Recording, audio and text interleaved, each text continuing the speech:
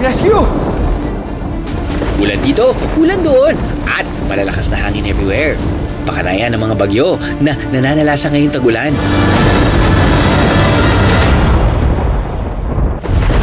Bucket list number 2.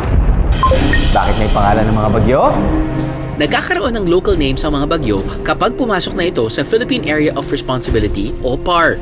Halimbawa, ang Typhoon Kechana noong 2009 ay si Bagyong Ondoy. Ang Typhoon Haiyan naman noong 2013 ay si Bagyong Yolanda. At itong 2021, nariyan ng Typhoon Rai o si Bagyong Odette. Kumpara sa international name, may mga mas may recall ang local name na ibinibigay natin sa mga bagyo.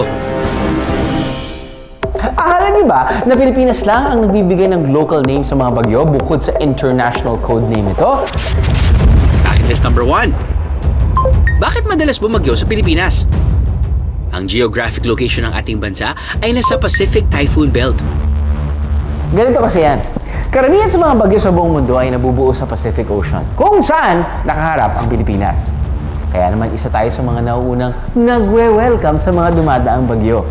Nasa average of 20 typhoons ang bumibisita sa Pilipinas kada taon. At nasa 6 to 9 ang direktang tumatama sa lupa. Dapat kompleto ng food sa bahay talaga. Dapat kompleto din meds kasi hindi kami makabili dun sa pharmacy kasi nga may baha. Tsaka dapat may pocket wifi kayo. Well, dapat may load lahat ng cellphone nyo. Ngayong bagyo, para sa mga bata lalo na, ang abangan natin, wag yung may pasok o walang pasok. Ang abangan natin, yung epekto ng bagyo. Lalong-lalo na yung mga nakatira sa seaside, sa mga tabing dagat, aabangan natin yung tinatawag nating storm surge report. Kaya naman ngayong madalas na ang pagulan, kailangan palagi tayong alerto sa mga posibleng pumasok na bagyo. Palaging mag-check ng updates at maging handa sa mga pwedeng pinsalang idulot ito. Aha!